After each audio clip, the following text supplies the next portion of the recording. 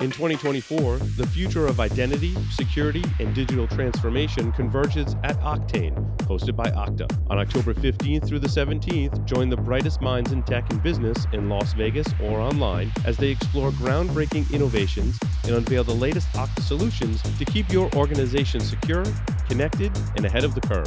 Whether you're a developer, an IT or security leader, or a visionary, Octane is your gateway to transforming tomorrow today. Security Weekly listeners only need to pay $100 for your full conference pass for Octane by using the discount code OKTNSC24 at securityweekly.com/Octane 2024. You can also stream the event live on okta.com/Octane. On the Security Weekly News, I try to scan and produce a quick look at some of the major stories to help you keep up with what's going on in and around the industry in a short format. Myself, Aaron Leyland, Josh Marpet, and other guest commentators provide greater insight every week. I'm Doug White, and I hope that you'll look for the Security Weekly News in all of your favorite podcast catchers and subscribe for the latest content.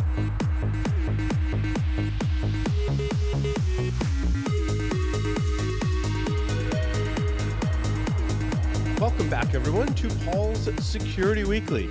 Quick announcement, don't lose access to the Security Weekly content you know and love. Make sure you subscribe to your favorite podcasts on platforms like Spotify, YouTube Music, Apple Podcasts, or any other podcast catcher, just not Google Podcasts because that's no longer a thing. You can always visit securityweekly.com/subscribe. Use the buttons to subscribe to all the shows on the network. Also, we love to see your ratings and feedback. So whatever platform you're on, if you go ahead, give us a rating, leave some feedback. We would greatly appreciate it. Helps our SEO in those platforms. And think of it as kind of like a donation to the show. And it's all it takes is a few minutes of your time to do that. Greatly appreciated. Mr. Sam Bound is here with us. Sam, welcome. Good evening. Glad to be here. And Mr. Lee Neely is here with us. Hey, thank God it's Wednesday. That's right. It is in fact Wednesday. Sam, we haven't seen you in a while. It's good to see you back, my friend. Yeah. My schedule is crazy, but I finally got it organized so I can make it back in time for this. Oh, good. I'm so glad. Yeah. As usual, there's a lot of firmware stuff. I guess we should, you know what? I think the story that Sam and I had in common, at least I believe we had a couple of stories in common, but one of them is the Yubikey are vulnerable to cloning. And folks have been talking about this for about a week. My take on this, I'm like, and I think it was Malware Jake Williams was like, this is not something you really need to like be all that concerned about. Sam, you're nodding your head. Yeah. I mean, the attack is pretty exotic, but cryptographers always have this attitude that if there is some, it's supposed to be 100% perfect and unbreakable. And if there is any exploit that breaks it, then they get all excited. But it's super impractical. I think only people with like nation state adversaries would imagine that anybody would do this to you. No, all flaws have to be fixed before they're discovered, Sam. Come on. Well, in the world of cryptography, they fix a lot of things. Like there's a lot of attacks, like the Beast attack and the Crime attack that took like 1 billion requests over a 24-hour period to get through and things like that. This is like that. It's like the cold boot attack. Where you freeze the RAM and you find the key in there. I mean, even things like MD5 hash collisions, we don't see exploited. I mean, we see exploited more, but not as much as maybe it should be. Wasn't it Stuxnet? Then one of the Stuxnet revisions or subsequent Stuxnet attacks, there was an MD5 hash collision in there somewhere, I think. Yeah, you need a boatload of information, including potentially the account, its password or PIN. I mean, it's like you might as well just have the credentials. Yeah. And then you mean on the Yubikey? Yeah, you have to have the credential and physically steal the key. Right. So you can already get in the account and then you can clone the key. Okay. But at that point you already have the key. So what exactly is the threat? And I think there's also, you have to physically enter the key. So you're destroying the key to get at it, kind of like, some of the hardware hacking we talked about. It's not destroying it, but you have to take off the case and then you'll have to put the case back. So, I mean, Steve Gibson described it as a Mission Impossible attack, and it's like that.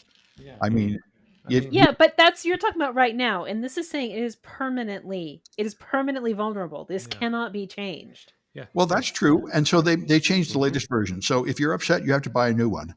But, 90% of people would use two-factor authentication with an SMS code, and even the old Yubikey is a lot better than that. Yeah. So you just have to do threat modeling as always. I'm holding a Yubikey Nano in my hand. Yeah. I mean, Wow. you get the idea how small, and then you say take the case off. I'm like, really? So I agree that this is it's a high complexity attack, low likelihood. The only beef I have, and Yubico actually doesn't use the crypto module in the what the hell version of it that's vulnerable. They replaced the external crypto module with their own, so it doesn't have the vulnerability.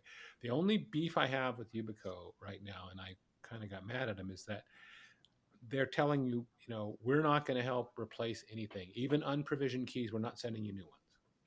You're on your own if you want to replace them. There should at least be a trade. I agree with you. Yeah. There should be a trade-in program, right? Like, hey, you've got this vulnerability. Like, I'll give you my old keys, even if you give me like a coupon to go buy a new one. I don't know if I want to trade in my old one. I guess you don't really want to trade in your old one. Well, right? if you've got a cache of a bunch of them that aren't provisioned yet, and these things are, now they're running about $80 a piece. They should give you a coupon code. Maybe you don't trade it in, but at least a coupon code to go. Like, or we're running a sale. They start trading them in whenever it gets to that. It's only costs like $500 to break it instead of the 11,000 that it takes currly. Yeah, look, if I melt mine down in an incinerator and then I save it and I send it to Yubikey, then they issue me a coupon code. Well, that one you should get points just for chutzpah. I mean, come on. But, that sounds like some kind of like when you're a kid and you melt things in the Easy Bake Oven. Yeah, that sounds like when you cook something in the Easy Bake Oven. Yeah, right. Oh no, I melted all of my tiny Tupperwares and all of my dolls and stuff. I know a lot of other things. It doesn't surprise me. Like, what happens if I put this in the Easy Bake Oven, right? Yeah. Exactly. How much damage can a 100-watt light bulb do, or whatever it was? I mean, exactly. No, I had like my Erectoset pieces and the motors and all of those things, and of course they need to go in an Easy Bake Oven. Well, Easy Bake Ovens could just be like a Yubikey disposal device. You just rebrand it and be like, look, if your Yubikey is vulnerable, I got the device for you. You go rebrand an Easy Bake Oven. You put your Yubikey in there, let it bake for 15 minutes on 350, and you're good. So this is the patch. Is now we added an Easy Bake Oven. Yeah. Oh, great. And that is one thing about Yubikey. There are they don't do firmware upgrades. It's part of their security. It's locked in. Right. It is what it is. Right. So there's not going to be any bogus firmware update scenarios for Yubikey. It's locked down. Way better than the jumper on the motherboard. I think, for an individual, this isn't the end of the world because the threat model is probably like, you don't need to race to do this. But if you're an individual and you've got, I don't know, you've got three keys or whatever, however many, small number of keys that you have, and go replace them. You get the new version. It's not a huge investment. I feel bad for the companies that have 10,000 or 50,000 that are like, well, I don't know, maybe we should, and then you're multiplying that times a lot, right? And if you're a company with a whole bunch of them, you could reissue the existing ones using, and if you're losing the elliptic curve, redo them with RSA. Odds are you're probably already doing them with RSA, not elliptic curve anyway. So your exposure might be really tiny. I think if you're doing the FIDO2 stuff on them, that's the only case. But again, let's think about, what do I say? Risk-based decision. But I'm using an excuse like, hey, like with my wife, why are you buying all new Yubikeys? Hey, it was a major vulnerability, babe. Sorry, I got to buy all new Yubikeys. I got to get the latest and greatest technology. And my reader was dusty. I needed a new one, and then it didn't match my computer, so I had to buy a new desktop. And I needed a new Pixel and a Pixel Watch and Pixel Buds because they came out with all new ones. I mean, so you know what? Actually, and that college fund was just sitting there. That's right. I did. I upgraded my. Only reason you have this is the only reason you put this story on here, right? So we could justify You're building buying, your buying case. new toys. You're building your case. Yeah. I did. So Google and certain carriers, right, have trade-in programs. And I did utilize the trade-in program, and that's another risk-based decision, right? We talk about like, I wouldn't send my Yubikey for a trade-in program. That's a bad idea.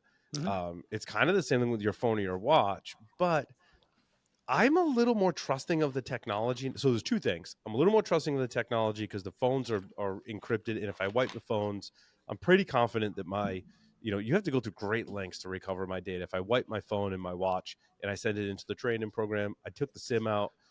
So there's no SIM card in it in case there's any residual data on the SIM, which I don't think today. I have to ask Larry. I don't think today there is. And so like I feel pretty safe. Also, I've got a lot of Android phones to play around with. So like I really don't need another Android phone to hack around with. Like I've got more than I can hack around with right now and plenty of spares because I've kept most of my previous Android devices and I buy new ones on AliExpress to tinker with. So I was like, you know what? I'm trading in for the latest and greatest. I didn't do the Pixel Buds thing because I own way too many headphones and IEMs, and I'm like, I can't even justify that to myself. I got way too much audio gear. So, speaking of headphones and stuff, this just arrived in the mail the other day. It turns out the credit union I'm on the board of directors for is celebrating being named a top workspace. And I thought, oh, I got another. They freaking branded the case. I know you probably can't see it, Oh, but nice. that is really cool. That's cool. I got a And free pair of the lower end Google Pixel Buds free when I upgraded my phone.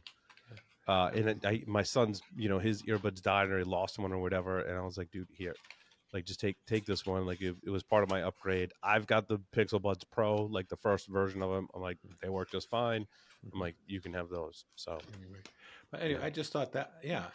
But for me, when I replace my iPhones, mine and my wife's, I wipe and then trade in the old ones to get the money sure, back. yeah, But I wipe them myself. I do too. Yeah, I don't try. I would never give them my phone and trust that they're gonna wipe it. I did the mail-in one where I wiped it and then they give you a box to ship it back to the company. So I actually worked a recycling program for an employer where they wiped the phones and they send them to the recycler who wiped them again, and phones that they couldn't subsequently wipe went in the shredder, and there was a certificate for each phone. So Wow. Wow. if a phone missed the wipe process at one end, they caught it again over here, and That's so awesome. that was pretty Sam, cool. sorry, do you have a comment in Anyway, there? go ahead. No, No, okay. nothing important. Anyway, Um, I did. Speaking of devices, we did also have a story about the Flipper Zero releases new firmware. And it's interesting. It's funny. I read an article that was like, there was talk of like the Flipper Zero company coming out with a new device or an updated device, but we haven't heard anything about that in a really long time. And here they are improving the firmware of their existing device, which I guess the company must be doing well, which good for them in not having to come out with another device. Maybe they feel that, and I'm with them on this. Maybe they feel like if they came out with another device, it'd be like the next Apple iPhone, right? Like how much of a improvement is the next version? If it's not that great, they're like, you know what? Let's just update the firmware and keep selling the Flipper Zeros because they're still selling really well, yeah. which good for them. So my question to you, Paul, because you used and you've talked to us about third-party firmware, Yeah. is there still a significant reason to not use theirs, or is that there's still a gap but they're closing it? No. Much of the updates for the official firmware 1.0 release from Flipper Zero are so let's see, they've got a dynamic app loader, which I guess they had, but they're kind of just like making it an officially supported thing. So you can go into like an app store and download some apps. They're supporting JavaScript to write and incorporate in some of the apps to make them a little more user friendly and easier to develop. And they improved the NFC functionality. Nice. So what happens is, and I put a link in the show notes to um, awesome-flipper.com/firmware lists all of the unofficial firmwares. And so what's going to happen now, and what I'm trying to gauge is how the unofficial firmwares are doing in merging in the official Flipper firmware update. So like Oh, traditionally they do that. Like all of the firmwares use the unofficial firmwares, use the official firmware as a base. They've forked it and then are adding their own modifications. And so you will see a quick rundown: Unleashed, Extreme, Momentum, Rogue Master, and the ones I haven't tested are Squatchware and X Virus. I'm not sure about those, but I have tested Unleashed, Extreme, and Rogue Master, and I have seen people run Momentum, but I haven't run it on mine. And this website gives you a nice kind of breakdown of some of the features that are included with the unofficial firmware. So the additional features that they add. Now, some of the additional features are For example, regional restrictions are disabled, which means if you are in Europe, for example, the frequencies for communicating with the Tesla charging port are different from here in the US because the license bands are different, which could mean, and I haven't checked the law, but like it could mean it's an FCC violation to transmit on those frequencies here in the US, which is why they're locked when you buy a flipper here in the US, right? But the unofficial firmwares unlock those. So again, you could be violating FCC regulations, which I don't recommend that you do. But I like having an unlocked device for a lot of those reasons. It unlocks a lot of different functionality that the flipper company doesn't want to include by default. So I highly recommend you check out some of the other firmwares, the unofficial ones, because they include extra functionality, which is great. So And I've got then- to update my scripts because they've also changed how you update the firmware. Mhm. Like some of these unofficial firmwares want you to go to a website, and that website has code that can recognize a USB serial device and then pop the firmware update on there. I don't like doing it that way. I want to download the tarball of the release, check the checksum on it, like make sure it's good, and then I use QFlipper on Linux to update my devices. I don't trust a website accessing my peripherals. I'm just kind of weirded out by that. So You're not alone. I've got some updating to do, and I think I sent you my scripts, Lee, for Yes, you did. updating the flipper in the various databases. So I got to do a refresh Yeah. of that. Well, let me know because I'd like to try it once you're ready to see how it goes. But this is kind of cool. It's nice to. I mean, Flipper Zero's been getting some negative press. It's nice to see something positive for a change. And you know what's Warranted interesting? or I've otherwise, been I think this is positives warranted. yeah, I agree. The M5 stack makes the M5 small little orange device. I forget what they call it. M5 stick plus. And I think they're in version 1.2. And they also make the card pewter, which is the basically like both ESP32 based with some extra components on them. And I tell you what, there's firmware for this M5 platform that gets pretty close to what your $169 flipper will do. And so for GurCon, for those of you going to GurCon, I will be at GurCon. I'll be at the Eclipsium booth. And I've got a whole bunch of these devices that we're going to give away. And I encourage people to either buy one or take one if you already have it, bring it to the conference, and we'll hack on it together. We'll put some different firmware on it. I'll have some kind of monitor that we can test out some of the infrared stuff. And, if we can get permission to hack into other people's devices, again, permission. I don't want people walking around the show floor messing with other people's stuff, impacting people's hearing aids or other devices. Like, don't do that. Get permission. And we can test some of the functionality because there's some cool firmware that, again, it's getting pretty close to, the card pewter's $30 and it's got a little keyboard on it and it's super cool. And a lot of the functionality that is in the flipper stack is in these small devices. So I mean, that's bloody cool. Come on. it's so much fun. It is super cool. Yeah. And also the Awesome Flipper is a good resource too. I linked to that in the show notes. That's where I pulled a lot of my there's like other GitHub repos that contain like the definition files that allow the flipper to interact with a lot of different devices, both over infrared and over sub gigahertz, and enable a lot more functionality. So there's a whole bunch of those sites. And so the script I was talking about that I sent to Lee, I haven't released publicly because it includes things that let you mess with stuff that you probably don't have permission to mess with. So I haven't made it public yet. I might someday, but it's a script that is pulling in all those databases and also updates the Wi-Fi board for it. The official Wi-Fi board can run Marauder, and so I have instructions on how to do that too. So nice. Yeah. It's fun stuff. So I got to update cool before I stuff. go to GurCon, I'll update my flippers and some of my peripherals, and I'll bring some of them along with me as well. So along the hardware, while we're on the hardware stuff, my story number 13 was really cool. So someone created an add-on for the Bus Pirate that they call a plank. And Mandy, you were talking about pirates earlier, right? So I did, it's a bus yes. pirate. This add-on is called a plank. It's essentially a PCB that interfaces with the bus pirate I/O ports, and then has a breakout of like 3 different pin headers, so that they can test things like badges and interface with different devices. So someone on Hackaday posted that, and it looks really super cool. I haven't tested it yet, but they say they can use debugged and test I2C communications, which is pretty cool. So it's an That is update on cool that. looking. I mean, that is, Isn't it? Yeah, you got to, if you go to the show notes, it's my story number 13. They're super cool looking. yeah. He's got like the And it, Iron Man one. Yeah, the one in the picture has like a keyboard. I don't know what keyboard and that. Iron Man, and it says, "Shall we play a game?" Yeah, But one of the cool things, even though we don't have a scale, I mean, it looks like the writing on the display is big enough so old farts like me can read it. I know, right? And because I mean, I used to have no trouble like the reading the labeling. This pin is it's like they shrank, They right, did. Sam? It got it. They're using a smaller font now.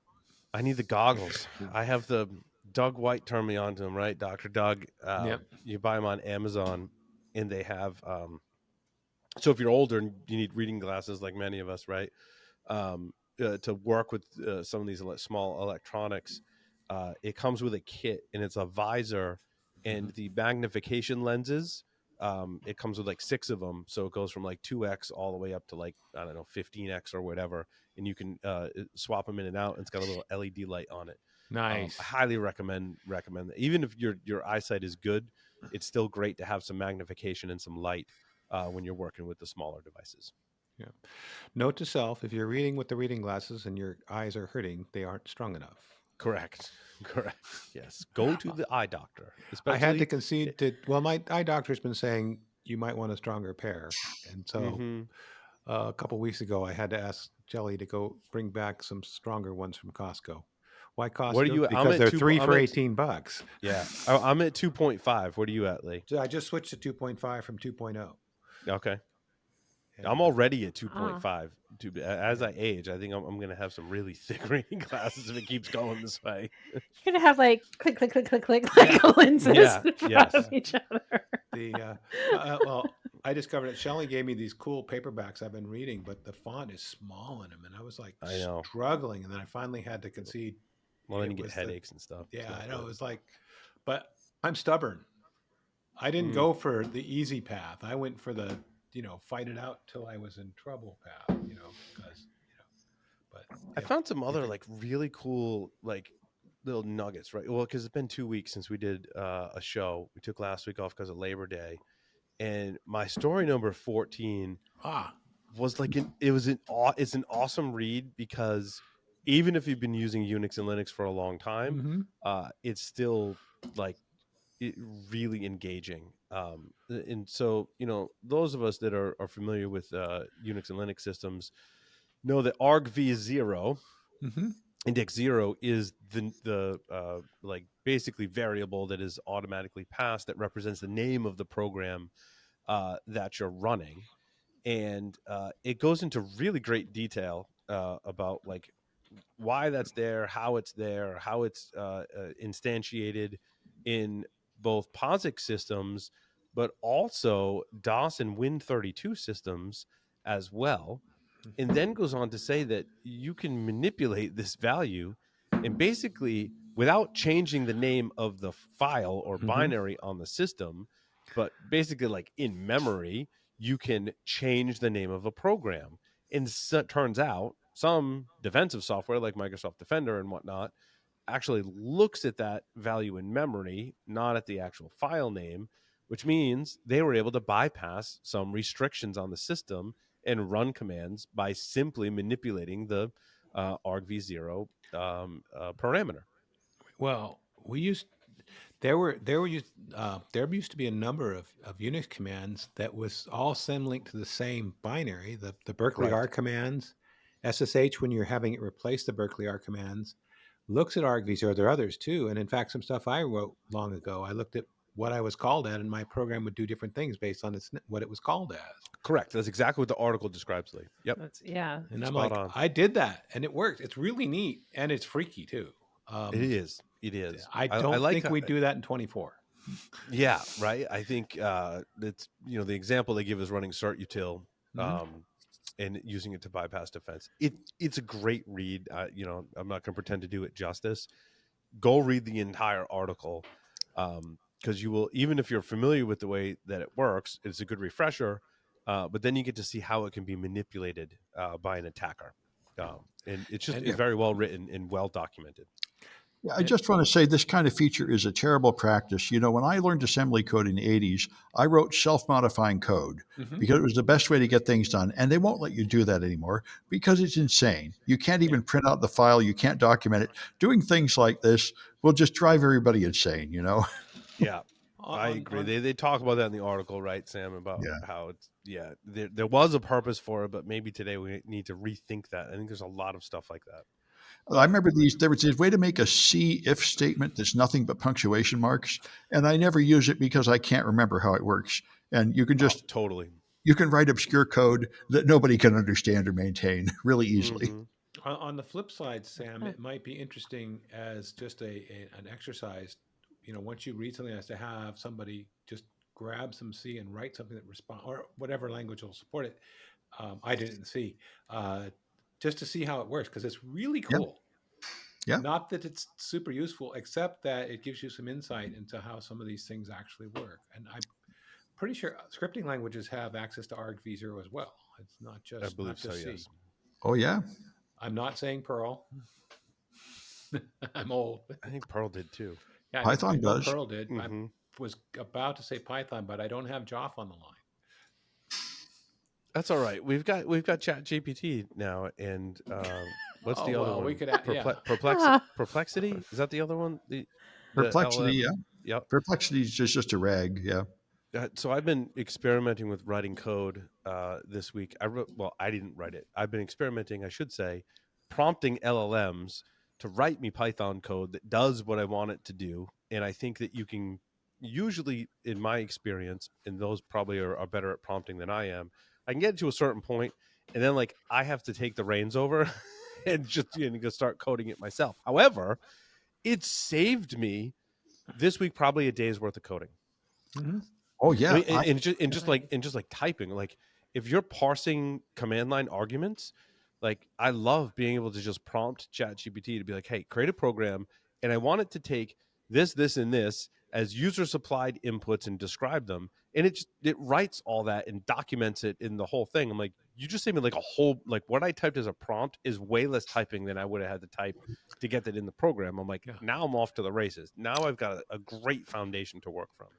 Well, I don't even prompt it. I'm working in Google Colab, and I Mhm. just like describe a variable or function, and it fills it in. It does just what I would do with Google Stack Exchange and Yeah. kinds of an example like that. And then I've got, the right syntax and stuff, and I can modify Right, it. right. So it's Yeah, handy. and it's interesting the VS Code, and I recently started so I used to license the JetBrains tool Mhm. PyCharm, Yep. but now that I'm not like developing a commercial product, so to speak, right, like I was before, I was like, I kind of don't want to pay the license to renew PyCharm.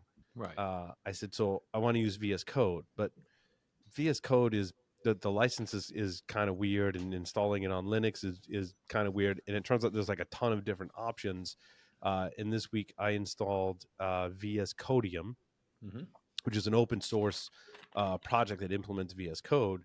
Uh, and I tell you what, it's been working. And I know that now I'm on a learning curve, right? Because it does things differently than what I'm used to. But I'm like, you know what? I'll take the learning curve. But where I was getting to with that, Sam, is it has plugins, just like a lot of the IDEs have, that can integrate with LLMs. And so Yeah. that's my next step, is to find one of those plugins. Security wise, I'm really super nervous about plugins. In fact, I think you might have had a story about that.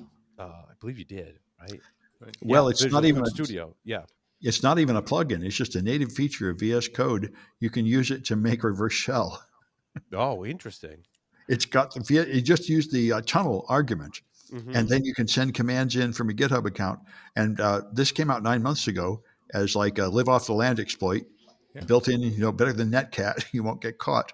And Right. and now people are actually using it in malware in Asia. Uh-oh. There's so much functionality in the IDE, and as a developer, you love that, right? You're like, Mhm. this is great. Like, there's the platforms are great, the integrations are great, the plugins are great because they enable all this functionality.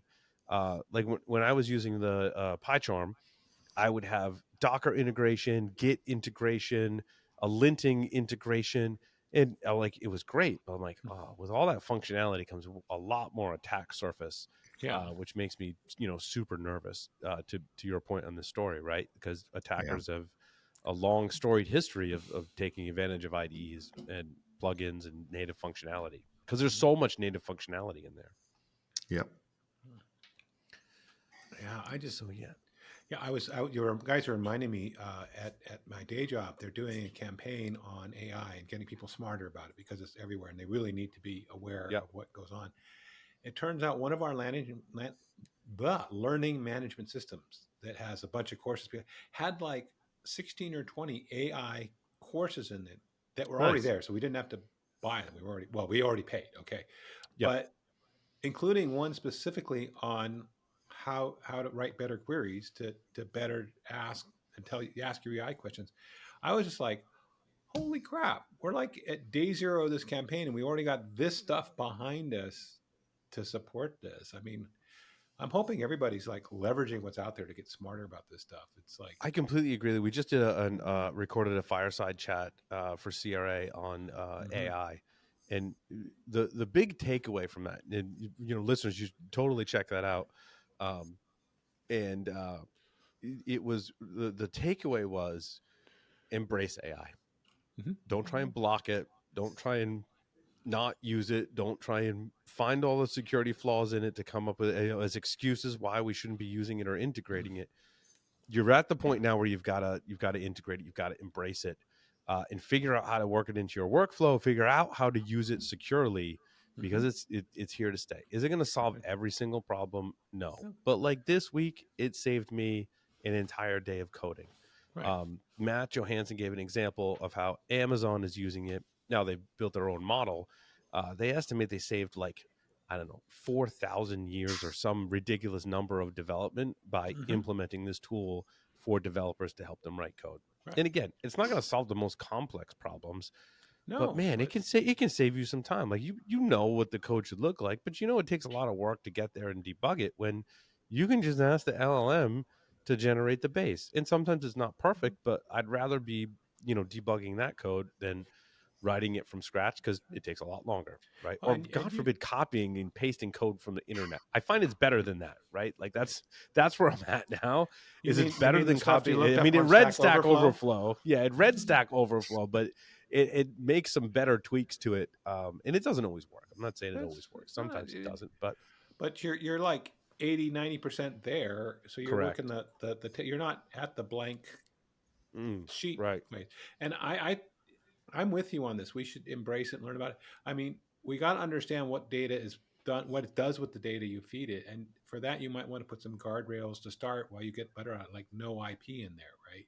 But that doesn't mean you shouldn't be aggressively learning about it. It's just you got some guardrails so you don't lose any secrets, and and get to a point where you have some familiarity because really you want to see what it can do for you.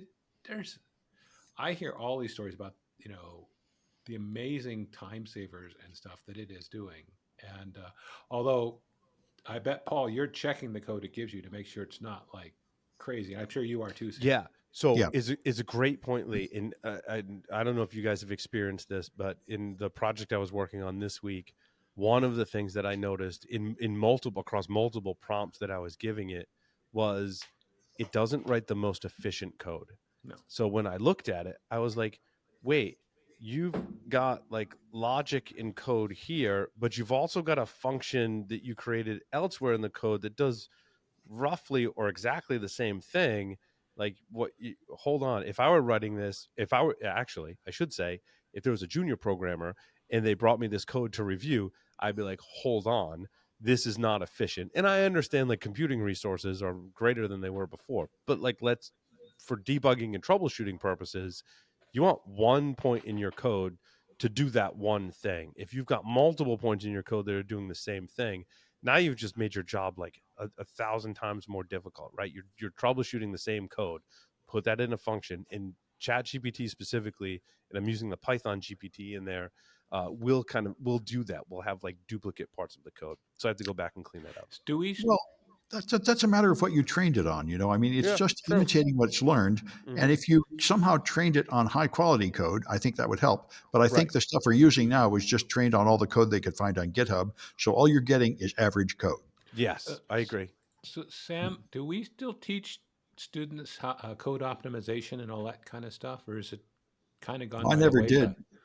I never did. I never learned it. And I once did a CTF, and they said, okay, solve this problem. And then they said, okay, now solve it 10 times faster and 10 times faster. And I couldn't get those flags because I don't know how to make it efficient.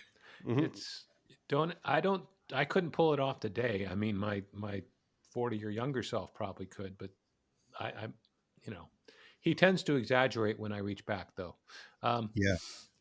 the not a uniquely problem, but No. no. But I still think it's cool. And yeah, Paul. I mean, you write good code. Whether you've got AI helping you write code or helping you write a document, you better look at it. You better look at it. Yeah, for sure. Yeah. But Well, I think writing code is probably the best use case for large language models, more than English, because code is really rigid and structured and Mm. has standard pattern.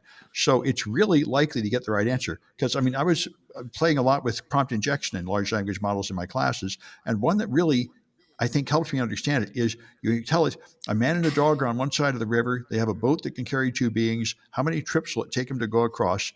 Every large language model will tell you 3 trips and give you garbage like first the man goes over alone, then he comes back alone, then he picks up the dog, or something like that. Because there is a famous question where you have a man, a dog, and a chicken to move across, and it takes 3 trips.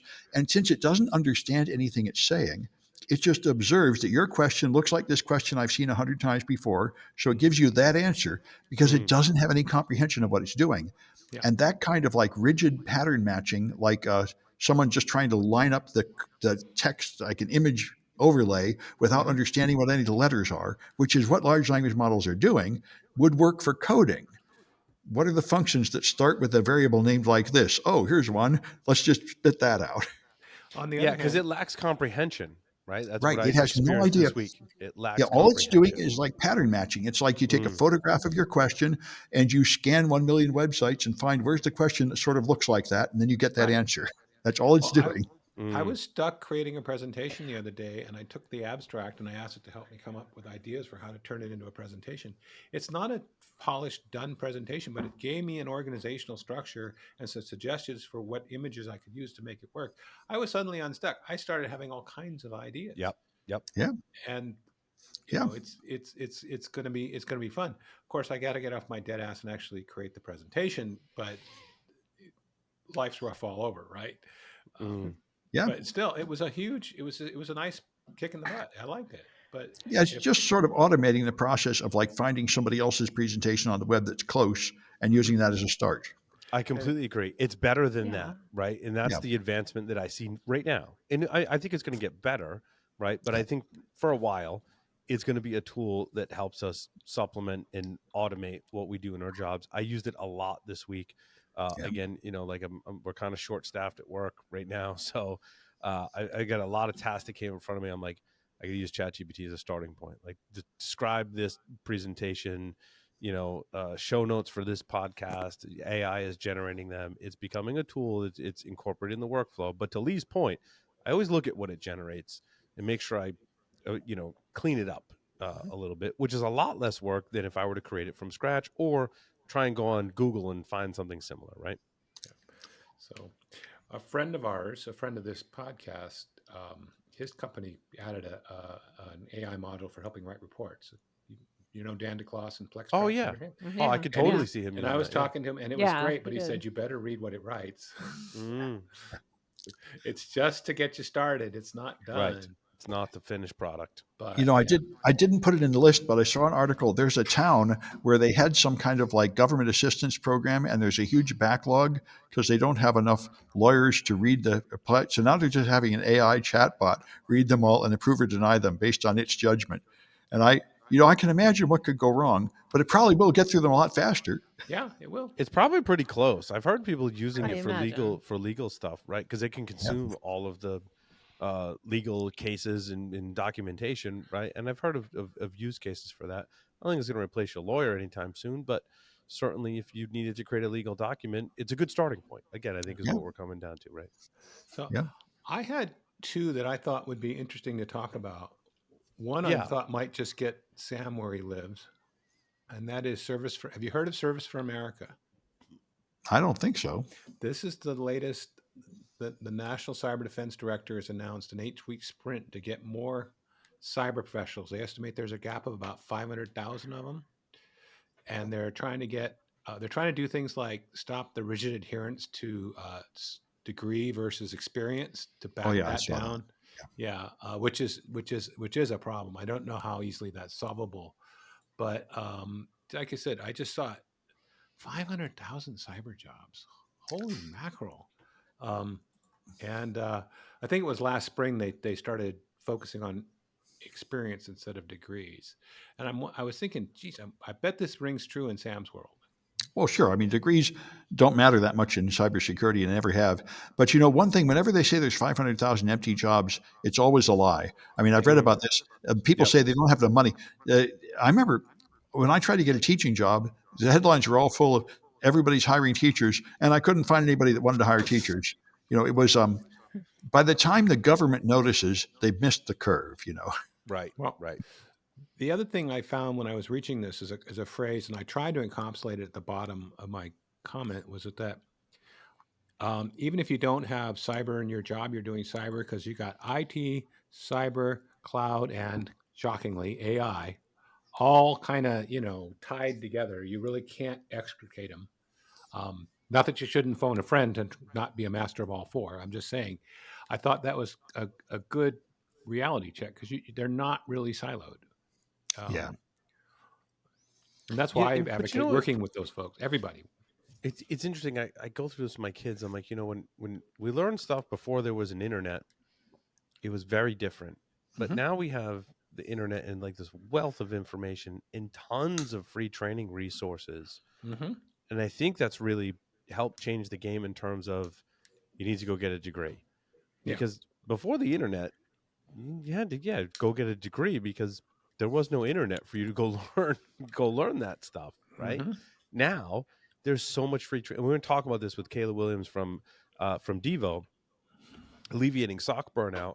And a lot of our discussion is going to focus around how do you get trained up, how do you learn things, how do you like hack your way to absorbing this knowledge. And I think for those getting into cybersecurity, there's so many great resources, right? I always come back to Zeno Kova's open source security training, right? It's completely free. You Hmm. register for an account. He's got a lot of classes. They're super technical, but he does a great job, and all the instructors, in breaking it down. And he's got some classes, like a little teaser, like for SOC analysts.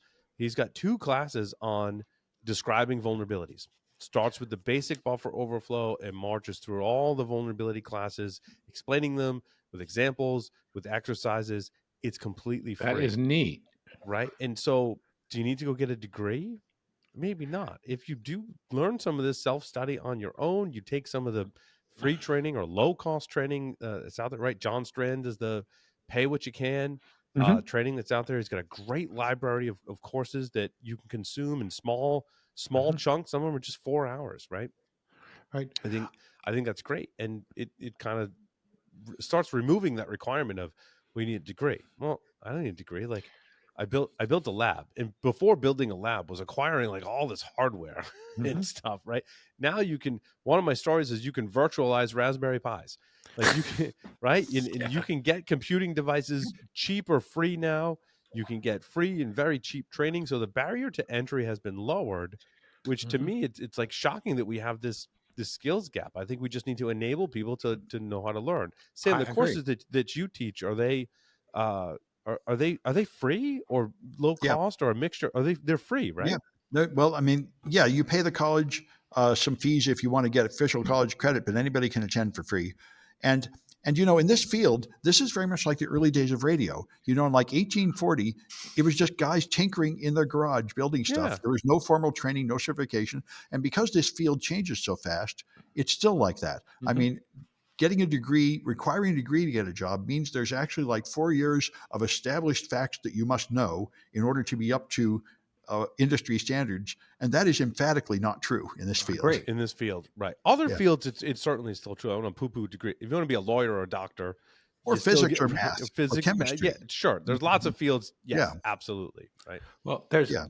there's other factors that a degree will help beyond the major. If you let me use the cliche, and that is you get exposure to other learning and other skills get honed in the person. And I recommend, whether you get a degree or not, taking those other college, the social studies, the science, the English, because it helps you in other areas and rounds you out.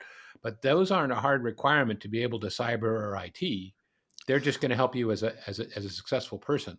Right. Don't pay a lot for that. I think that's the thing we're in now. And I think, like years ago, college it was inexpensive enough that it was an exploration path, and people would spend more than 4 years in college because they would go try and major in something.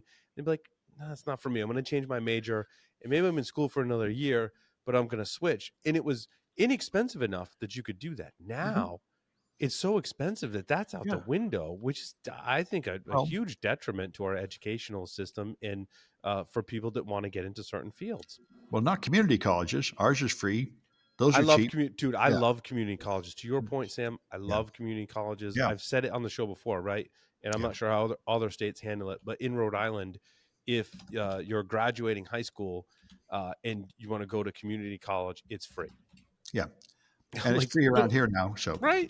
I'm like, so go do that. You don't need a big name school. Again, if you do have a legit field of study that you want to go to, yes, you may need to go do that, right? Depending on your path. But for cybersecurity, as an example, like if you want to go to school, go to your community college for free. A lot of them now have cybersecurity and computer science classes that are amazing, that are awesome. The instructor, like Sam and all, it's amazing. Go do that. Now you haven't spent any money on your education. You're just setting yourself up for success. So wait, hold on a second, Paul. Sounds like things have come full circle. When I first started in junior college, it was free. And then they did something like, it wasn't $50 a unit. It was still pretty damn cheap. I mean, you were paying inexpensive. Really inexpensive. And I don't want to say cheap because I don't want, because it gets a bad name. Right? It was super affordable. Low cost. Right. So are we now back to free? Ignoring Sam's example, where if you don't want college credit, you could take his course for free. but you can even get college credit for free if you're a native of San Francisco. Yeah. But that's only been that way for about 5 years. But before that, it was only like $40 a unit, so it might as well have been free. Yeah, right. So, I mean, it's affordable. You don't have to take out a major a huge loan, start yourself in debt, man. And with Mandy and I were talking about the cost of groceries and housing.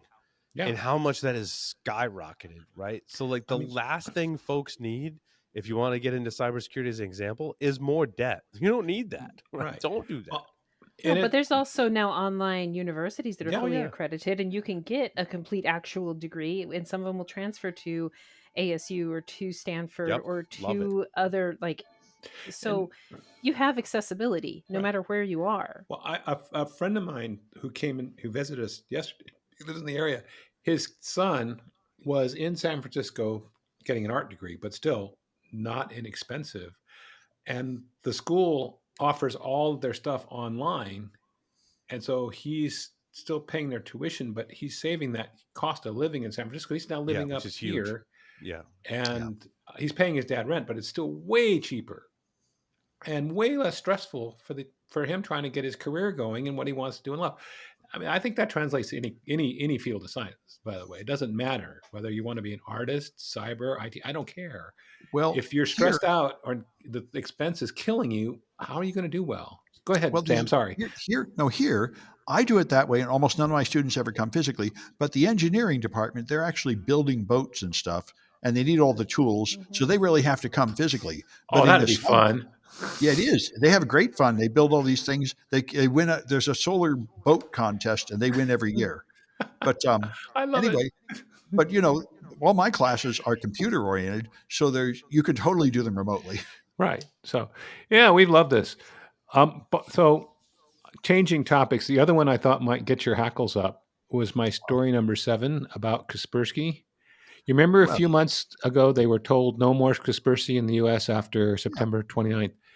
And what happens to the million odd subscribers? Apparently, Kaspersky said made a deal with the Pango Group for Ultra AV to just take them over, which is kind of neat. Except their first message was we were going to give you a choice.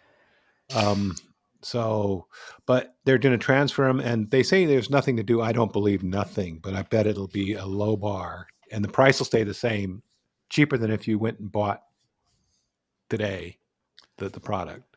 It's Well, that interesting. I seems. was looking at the Kaspersky Rescue Disk, Mm-hmm. which I haven't like fully looked into it, but I want to say the Kaspersky Rescue Disk Rescue Program, I forget exactly what they call it, exploited some flaw in Secure Boot.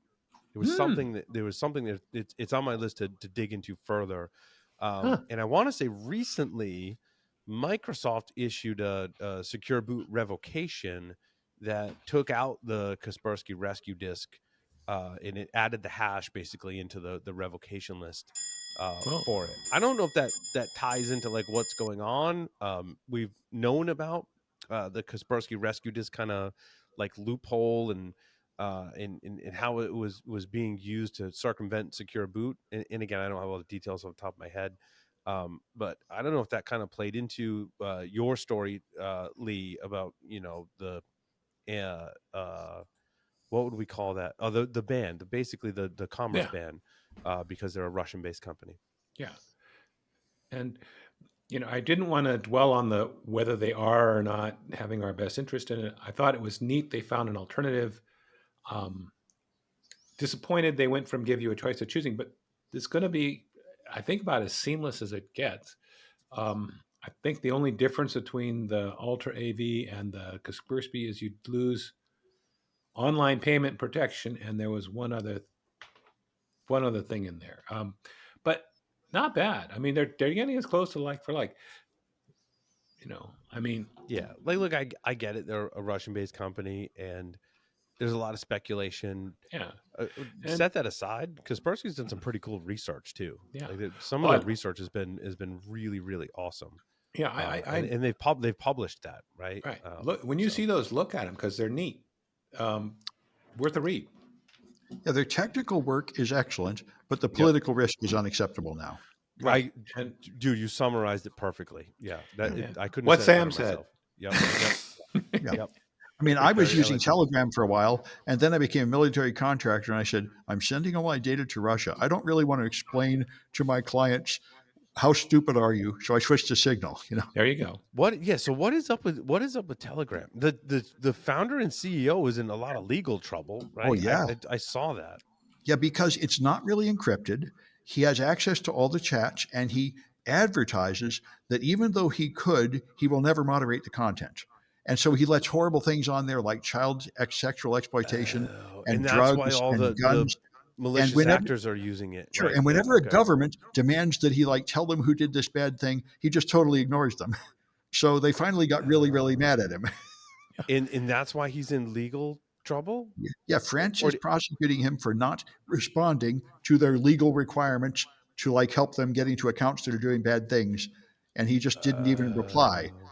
So, because was he arrested? He was arrested, correct? He was, and what's interesting is it brought out Matthew Green, who went deeply into the cryptography of his product, and it's very interesting. He uses these bizarre cryptography modes, like he uses this thing called infinite garble extension instead of a standard AES mode.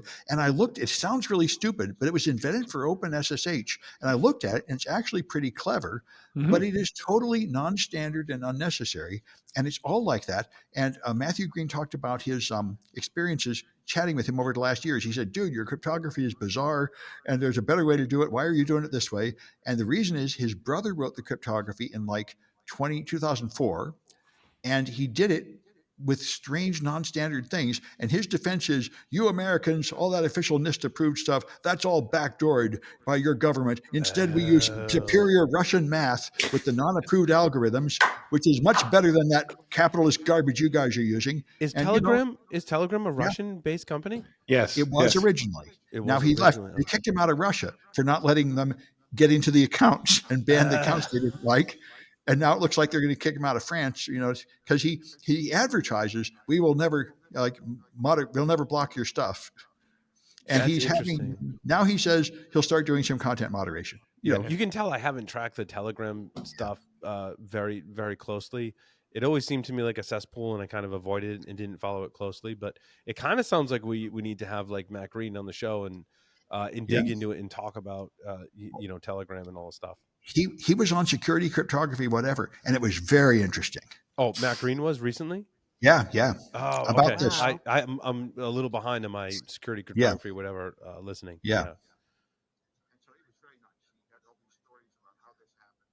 He's been arguing with this guy for like a decade, saying, why are you doing these stupid cryptographic things instead of doing it right and not getting anything resembling a good answer? Wow. It's a crazy story that deserved. I mean, I guess it always deserved attention, right? It also, I think we talked about before why, like, their API was kind of open, and that's why a lot of threat intelligence companies were monitoring Telegram for communications and gleaning a lot of interesting intelligence from it. Well, ignoring the cryptography, it serves an important social networking function because you can make these channels, and there are just channels for everything. Channels for like cryptocurrency, channels for like live photographs of the war in Ukraine. It's like a broadcast medium. It's like you can have like 200,000 people at a channel. Whoa! It's like Twitter, only you can make like specialized news channels, and it's all totally unmonitored. So, which is yeah. There's a lot of people use it because they want to get that information. I see. I'm feeling like I need to have an Android device that has nothing on it but Telegram. Do you need a SIM card? Do you need a SIM card? Do you need a number registered to a carrier to get on Telegram? I think it's tied to your phone number, although I don't remember. But the problem is now, because I had to take TikTok off my device, and I had to take Telegram off my devices, and that means I'm sort of like not looking at a bunch of information. Yeah. Potentially important. I'm beginning to think I need to get like Kara Swisher and have a second burner phone to put on multiple apps. Right. Like, I wonder if you could get, you probably 99% sure you could get a lineaged Android OS on one of your devices, not have a Google or create a burner Google account if you needed one, which you don't with Lineage. You don't. A lot of these other alternative Android devices, that's why they exist, because you don't need a Google account to get on there and use that and get some SIM card like a Google Fi or some cheap SIM card, get a number to monitor these things. Now I've got another project to add to my list. First world problems, dude. Yeah, my wife is totally, because she knows I have multiple phones because of work. I think that stigma has kind of gone. We have multiple phones for a reason, right? And if you want to look at any of my phones, you can. And one of them might just be like Telegram with a bunch of ridiculous channels that we're just monitoring, right? And if you want to look at that stuff, totally fine.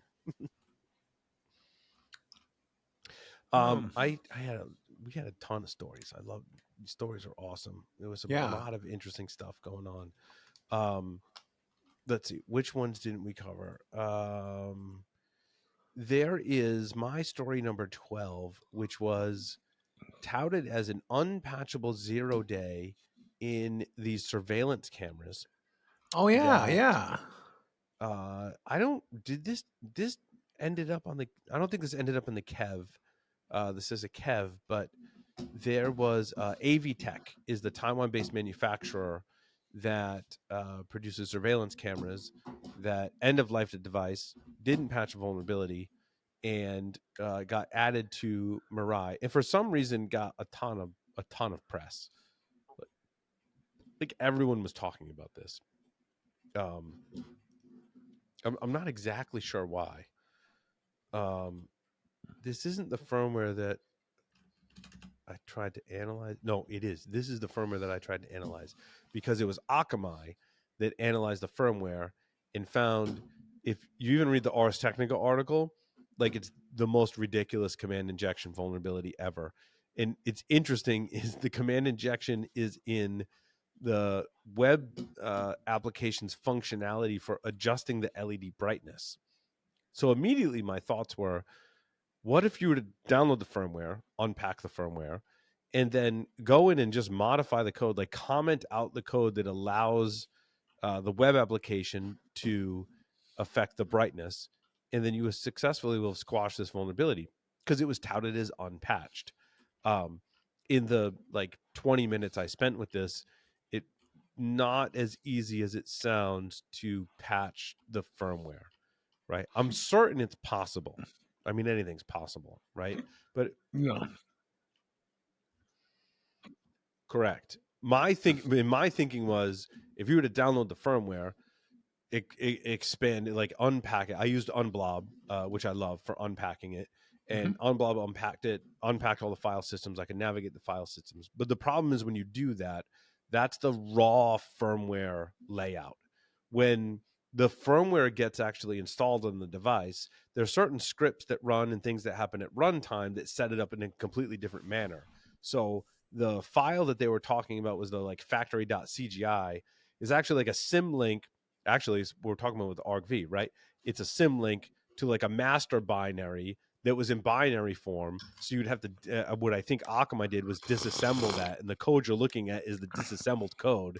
So you'd have to disassemble the binary, make changes to the code, then recompile it back into a binary, then repack the firmware in the hope that, all of that works when you do it. Not impossible, but not as simple as certain firmwares. Because my thinking was, can't we just create an open patch for it? But then you got to get users to apply it, right? You got to get users to go, hey, download my firmware from a completely unofficial repository. It'll fix your vulnerability, I promise, and it won't introduce any backdoors. I went to the Cloudflare Symposium, and a guy there said, I have an anti-rootkit product for your Mac. So I downloaded it and installed it, and it killed my Mac dead to where it wouldn't even boot up. Oh. And I was like, hey. And then I found out, you have to turn off the disk encryption on your Mac first, or it will kill it. And I said, you could say that on the website. And he said, I won't bother. And I'm like, I hate you. Yeah, I hate you so much. Right. Yeah. Well, because Apple goes to great lengths to protect the platform. Yeah. So you have to undo those protections if you want something to, yeah. Yep. If you're going to be handing out something, you're very likely to incur responsibility you don't really want. Right. Right. So when you first started talking about the story, I thought we were talking about, I think it was Verkada, where they had a whole bunch of video streams that were open. And they just recently got fined like almost $3 million for the flaw, as well as some other stuff like they have to adopt a 20-year security program. This is from the FTC. The FTC can really lay down the law. They can. I've never heard of 20 years. I've heard of like 5 years, but I never heard of a 20-year program. Yeah. I mean, that's why it's in my brain. I mean, 20 years, come on. That seems outrageous because tech changes so fast that probably within 5 years, whatever you say is no longer, relevant. I'd have to go look it up, but my thinking is they must have thumbed their nose at him somewhere along the lines, and they said, "Oh, okay, we got your thumbing at us. We'll but that." It's interesting. It begs the train of thought, and I forget who I was talking to about it. It was on one of the podcasts, and I was talking to someone, and they said, "Look, we're not going to be able to replace all of this technology, right? Like people that have these cameras." That have this heinous vulnerability, people that have D-Link and CISA added some Draytech router vulnerabilities. We're not going to be able to rip and replace all of this technology to make our infrastructure, even just here in the US, more secure. We need a better solution that is going to apply fixes and other compensating controls to make this stuff more secure so that I don't have to rip and replace, which is why I started to explore what if I were able to fix this vulnerability and not have to rip and replace my camera? Because it's a lot heavier lift, right? Than just going, here's a patch, here's a monitoring.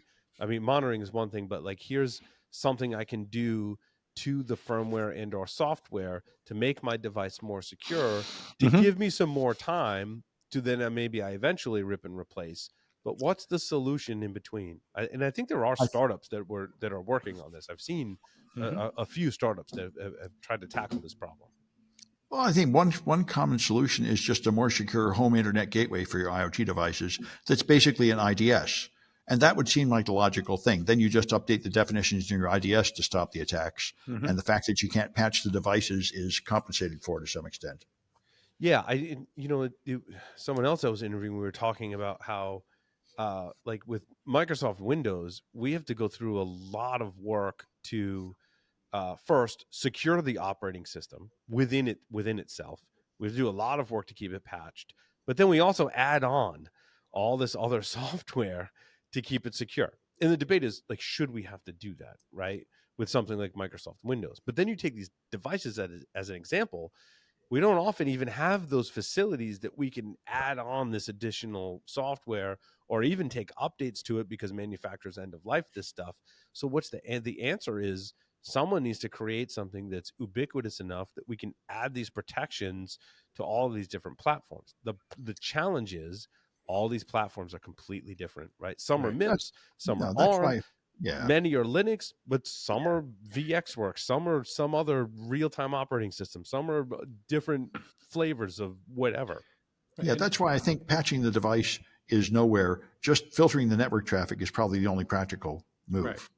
But yeah, I mean, get but that also at the to your device. point, Sam, I really want to see something based on OpenWRT that's based on a nice, stable hardware platform that people can adopt and it gets frequent updates, right? Because OpenWrt does a great job of updating their software. The problem Yeah. is when we see vulnerabilities in OpenWrt implementations, it's because a vendor has taken a hardware platform, they've adopted OpenWrt for that platform, but they've made modifications to it such that taking the upstream OpenWrt updates is a ton of work. It was Matt Brown and I were talking about this, right? Like they've pigeonholed themselves into going, I took the binary blob for this other chip that I got super cheap, and that pins me at kernel 4.9, which means I can't run any of the updates for all this other stuff. And so how do I deal with that?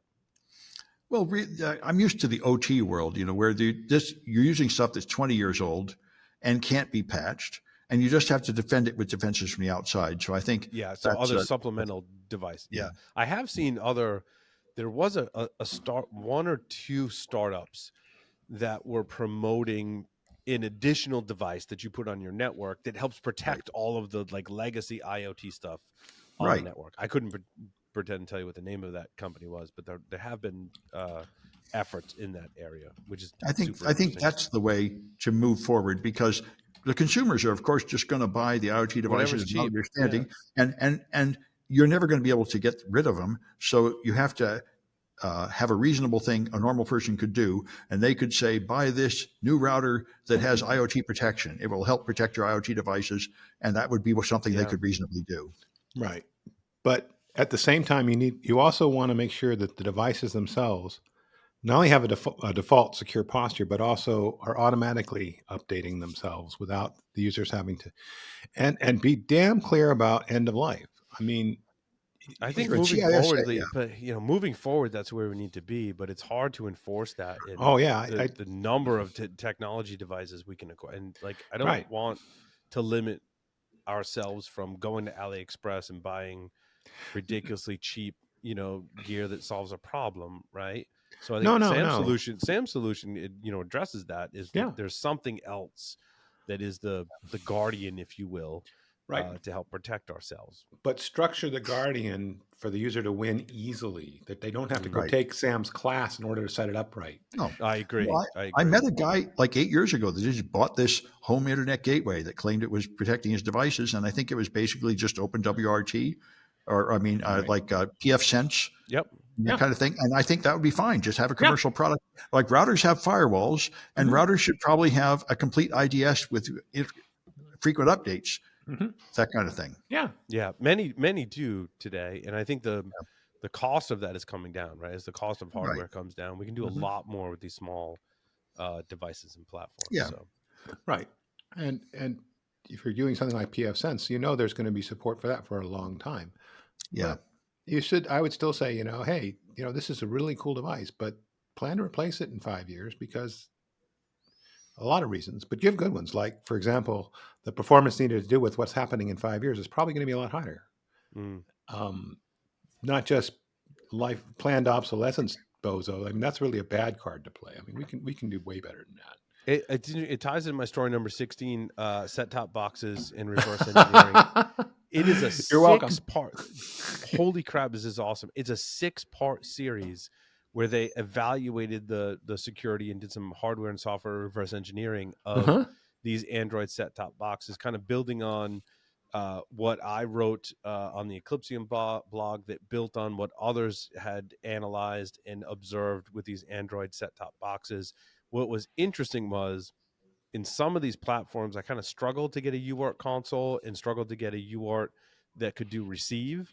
And this particular blog had analyzed the exact same device that I was looking at and hooked it up to an oscilloscope and figured out that, hey, to get the receive pin to work, you got to solder the receive pin to this other chip on the board. And magically that would allow, I say magically, the technical details are in the post, magically allows the receive to work. I was like, oh, that is cool. Like, you solved a problem that like I saw. And I was like, I can't solve this right now. Like, it's not, if I had spent time with it, I might have arrived at the same conclusion. However, being able to write over the UART wasn't, necessarily in my critical path for the piece I was writing. But they did it, and props to them. Great. I mean, save this one if you're especially if you're doing IoT reverse engineering, firmware work. Save this one because it might not be the exact device you're working with, but you can apply the techniques that they document in here. So I love it. I'm remembering, you're giving me flashbacks back to getting serial RS-232 communications working, where you had hardware handshake and you had to take RTS and CTS and tie them high in order for it to work. Because otherwise There's it was... so many nuances in serial communications. We talked a little bit about it last week too. Someone had hacked like a GPS device, an old, like early 2000s GPS device that blended together the different versions of serial communications. And only through like using an oscilloscope and reverse engineering was able to figure out like, oh, this is what it means, right? It's not trivial to talk serial to some of these devices, because everyone does it slightly different sometimes. So fortunately or regrettably, that's not new. Right. You remember the little 232s with all the breakout pins, so you could with lights you could see what was going on, and that's how you got it freaking working. I've got one somewhere around here too. Somewhere in the studio, I have one of those, Lee. I saved one that someone had given me. Yeah, somewhere in Fibber-Me-Grease closet right over there. Same thing. Mm-hmm. Sorry, that's a really old reference, isn't it? Yeah, and a closet full of stuff that every time you open it, things fall out. Right? Oh my God, I've got so much gear in the studio. Yeah. So this one's interesting. Like, fast forward to more modern technology, people are still leaving container registries open on the internet. And oh my God, like, don't do this. Please don't do this. Like, this story, as a security researcher, like, kind of gets me excited that there's some attack surface here. But also as a defender, it makes me very, very sad that you would create an open container registry. And my story number 15, they did some analysis and a scan of the entire internet, which totally IPv4, totally possible today, of course, has revealed in 2022, 21,000 unprotected container registries. And they discovered some sensitive data on some of these container registries, which is just scratching the surface. I'll elaborate. But a follow-up scan, they say, shockingly, a follow-up scan in 2024 still provided 10,000 unsecured container registries. Despite more people being aware of this problem, container technology and awareness, growing between that time. And we cut it in half, roughly, but still 10,000 is 10,000 too many. The danger here is not just I can download container images, right? So you could potentially leak sensitive data. The real danger, in my opinion, is an open container registry. I can pull a container image from the registry. I can modify it, backdoor it with malicious code. Then I can upload it back into the container registry. And then if other people are using that container registry in their DevOps pipelines, to pull those containers. Now they're backdoored. So it's very much a supply chain problem, Lee, that as an attacker, if it's open, it means I can backdoor your container. And then any instantiation of that container contains my backdoor code. And that's what could go wrong? Super bad. No, super bad. You know, I'm wondering, this is a lesson we have to learn, like public S3 buckets. You know, something's going to have to go wrong for people to really get it.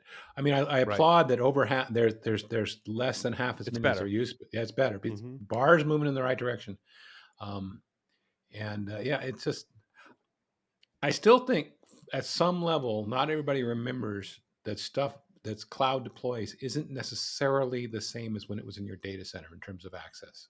Yeah. That you didn't have that physical access layer that your enterprise, a lot of VPCs or virtual networks in the cloud are limited, but not all. And a lot of folks are making stuff public, so it's easy. You don't have to do a VPN to access things. You can get at them straight away.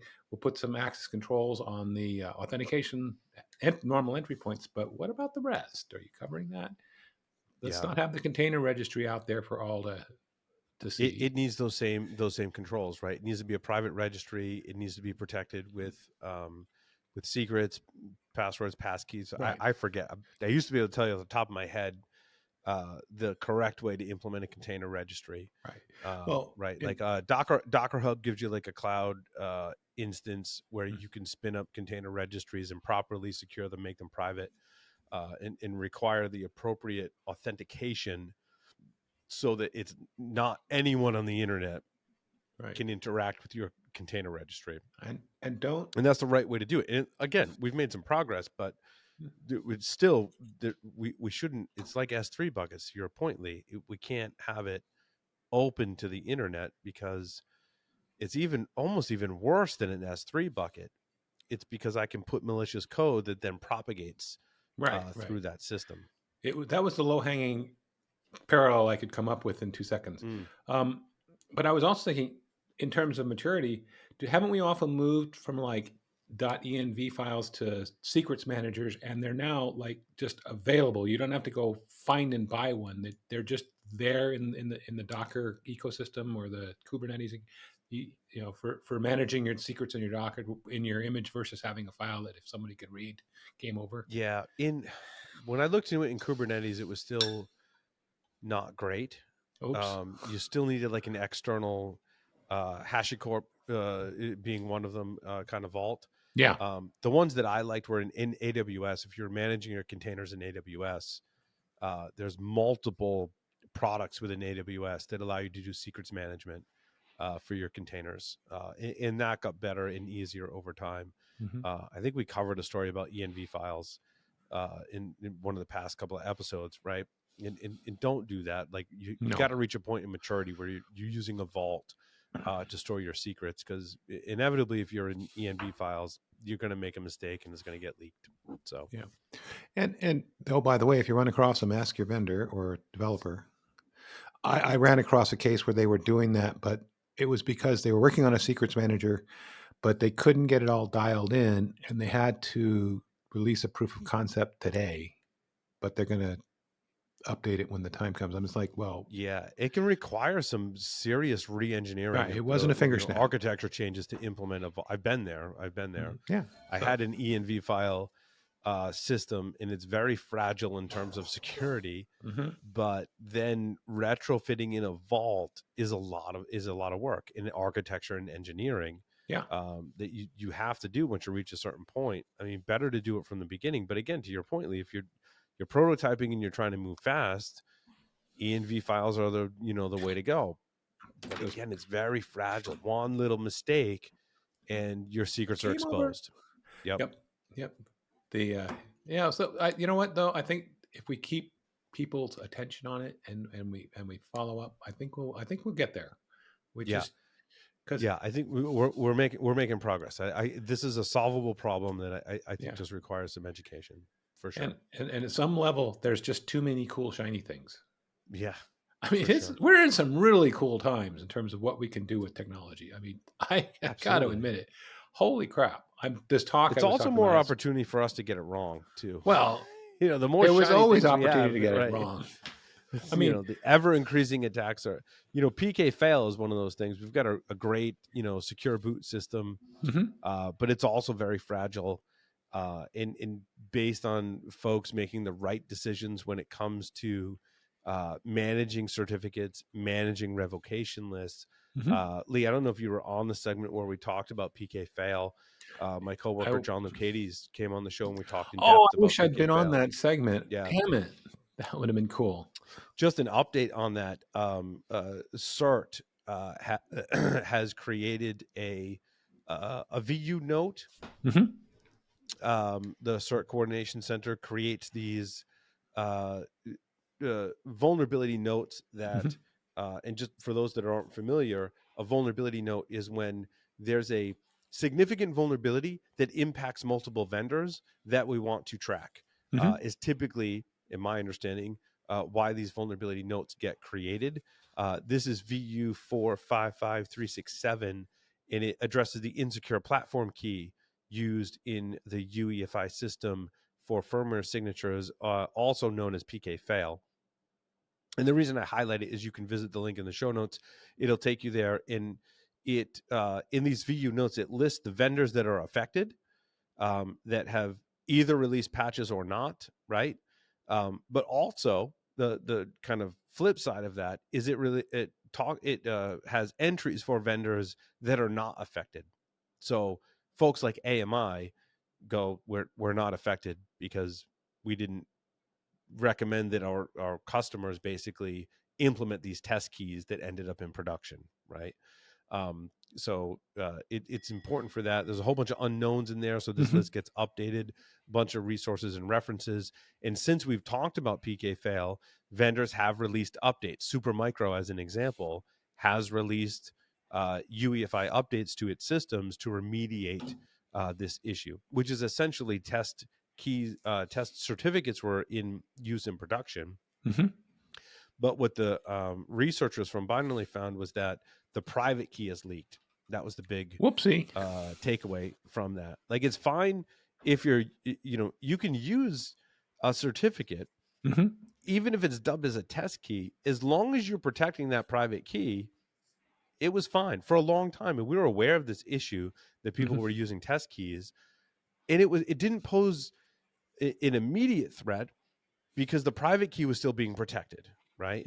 But the turning point and what changed in this scenario was that someone on GitHub had a GitHub repo that accidentally published the private key, right? Which means the private key could now be in attacker's hand. And what this means is, if you were to obtain a copy of this private key, you can now sign code that is valid in the secure boot process for these test keys. And that's what changed. So now anyone running this test key is in a much, much higher risk state, and you should remediate that vulnerability. And again, several vendors have done that, and now it's all being tracked, thankfully, from CERT. Very nice. I was going to ask you, it was unfortunate that the private key got published for a test key. Do you think the risk of it being published for a production key would have been any lower? Or is that really unknowable? In a sense that multiple vendor, it's almost like a reference implementation, right? Like multiple vendors had used this test key. So therefore, when the private key leaked, it affected more vendors. So if one particular vendor had generated some keys and shipped systems with that and then lost the private key, only that vendor would be affected. Right. The problem is this test key was used across multiple vendors, and not all vendors and not all products, but a pretty big swath of multiple vendors and multiple products. So it affects a lot more people. Absolutely. I mean, that's a little bit subtle, but absolutely clear as to the change of scope of the impact. Because my first thought is that when you're talking about the test versus a production key, is that somebody skipped that one step of your production rollout to change to a non-test not key. Use it. We need to generate our own keys, not use the test key. Bingo. It's a very complex supply chain, as I've talked about, right? In a lot of podcasts and presentations. So the good news is open source software like LVFS, Linux vendor firmware service, has checks for this. Our product at Eclipsium now has support for this to identify both the test keys and detections for some of the threats that present itself in this particular scenario. So there are some detections out there, but you definitely want to. And finally, to their credit, created a tool where you can check your keys to see if they're vulnerable to this as well. So it goes my recommendation: don't ignore the attack surface that exists below your operating system, because it's there. Yeah. And attackers are paying attention, maybe not as much of attention as they're paying to some other threats that are, or I should say, attack paths that are easier to exploit now. But it's certainly an attack surface that represents a very large gap in your security program. So right, and forgetting to finalize your production implementation, if that's not a horrible mashup of terms, is not unique here. I mean, I was reminded it's just at a restaurant POS, which emailed them a receipt, but it was from their test account. They never productionalized it. It is their live account. It's just, it said test at the beginning, and it's like you skip that step. Right.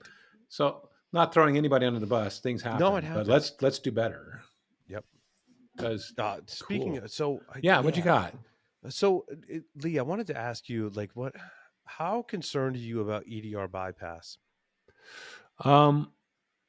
As we're getting more and more dependent on EDR, I am a little worried about it. I mean, the bar on EDR, I mean, we've come a long way since your father's AV. Yeah. I know, John Strand used to produce a lot of research around this. What did he call it? The cash cow tipping. Cash cow tipping, yes. Cash cow tipping, right? Yeah. And he was always has been very vocal about bypassing AV and now what we call EDR, right? And I think to his credit, John's a dear friend of ours, but obviously, to his credit, he was highlighting, like, don't get comfortable with your defensive technologies like AV and EDR because they can be bypassed. And he caught a lot of flack for that. Fast forward to today, attackers are still going after this, which it's very concerning to me. And the one that I highlight is my story number 21. Where did this come from? Intel 471 published an article, and I just happened to pick up on this. Yeah. And so basically what they found was a readily available kit being sold. I don't want to say in the dark web, like how do you put that? Like on underground forums. Yeah. Like there's a kit that is for purchase by malicious actors. And the latest one, and there's like a series of these, and these articles talk about kind of the history of it. But the latest one is called EDR Kill Shifter. And EDR Kill Shifter, basically the way it works is it loads a payload that's written in Go that it drops and exploits a vulnerable driver. Okay. Right. So the code's written in Go, but in order to get to the point where you can exploit that, it has to load and I say air quotes, vulnerable driver, right? It has to load a driver that gives them enough privileges, gives the attacker enough privileges to be able to bypass the EDR. Okay. So the now they have a little background, right? So it says the bin code, which is what they talk about as the code being executed. So the bin code unpacks and executes the final payload. The final payload is written in Go. It drops and exploits one of a variety of different vulnerable, legitimate drivers to gain privileges sufficient to unhook an EDR tool's protection. That's interesting, slick, right? Like, but damn, they're living off like they have code that enables them to bring a vulnerable driver that allows them to escalate privileges high enough to be able to basically, in this case, they specifically use the phrase unhook in EDR, right? So they're not necessarily killing the EDR process. They're kind of just blinding EDR to what's going on, so they can conduct the malicious operations outside of the purview of their EDR. And you Sophos basically sever its sensor, and correct. Damn. So you remember one of the ways you used to supplement AV's weaknesses is you run more than one. Right. But with EDR, that's not a thing. really. No, because you got resource constraints, you got management considerations. Do you want to train your team on how to use multiple EDRs or just one? Right? Like we used to have these debates, and I think we kind of came down to like how much software do we want to maintain to defend our systems? Also, the more software you have in your system, the larger your attack surface is. Of course. Whether that's software that users use or software you're using to protect their systems, the more software you have, the more attack surface that you have. And it propagates like wire coat hangers. I mean, you're working along, you install something to try something cool, and we're all guilty of not taking out the things we're not using. It grows. Then we have to maintain it, right? If I've got 2 EDRs on the system, I've got to update and maintain both the software and the definitions of both of those EDRs. And the licenses. And and I got to pay for both of those. And it's not cheap, man. Like CrowdStrike in a large organization, just as an example, is not cheap. Now, so is CrowdStrike does a great job, right? I think their sure. technology is awesome. Obviously, they had the big incident. I don't knock them for that. We all write software. We all live in glass houses. Yeah, like shit happens. Right. I get there, it. But for the goes I, right? They've been a great partner in the community. Highlighting so many threats and protecting so many companies, right? Everyone makes mistakes. Not to say that it wasn't a bad day. Yeah, it was a horrible day, but it was. They responded. They helped their customers. I think coming out of it, I have a lot of respect for CrowdStrike. They owned it. They helped their customers. Some of their customers were super upset. And CrowdStrike's response to that, in a lot of the podcasts I listened to that were covering it, CrowdStrike's response was like, look, we reached out to every single one of our customers and offered assistance. And some of the ones that are complaining didn't take that assistance, Lee. Oh, wait a minute. And now they're threatening legal action. I was listening to a podcast that said that, right? I forget which podcast it was. And I believe it was one of the airlines or something that was complaining. And CrowdStrike's response to that was like, look, we offered you assistance, but you didn't take it. And now you want to like sue us for that. We're like, we owned it and we offered to help you. Right. And again, we all make software. Yeah. And all software has vulnerabilities and bugs, right? I mean, so I think I've said before, I personally have a small CrowdStrike license. And I was actually, I know. I wanted them to run that deal again because personally, I would run CrowdStrike on my systems. We were out of town. Especially now, having them go through that incident gives me more confidence that they're going to produce much higher quality software than anyone else.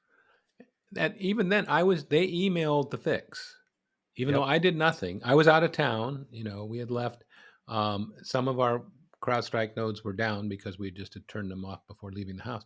And so they weren't affected. But for the one that it was, I just did what they said. And it was boom. Yeah. Now, I realize I'm not taking care of recovering 1,000 nodes or something crazy like that. Sure. But I also did absolutely nothing but read my email. I mean, how much easier does it get? I give them a lot of kudos for owning it, talking about the fix. Then they also went and publicly disclosed the root cause. And then they had at their FallCon conference, they're going to be having a whole lot of folks over to talk about stuff. Plus, they were at the Microsoft thing a couple of weeks ago where they were talking about how to make EDR better.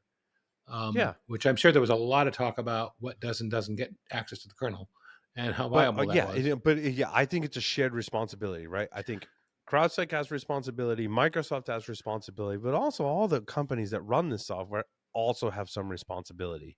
In their ability to respond. It's a shared responsibility. Right. We have to be prepared for this. I think coming out of it now, again, we had a lot of outages in a lot of companies and people suffered, stuck in airports and such. But coming out of it, we need to be better. We need to use this as a lessons learned.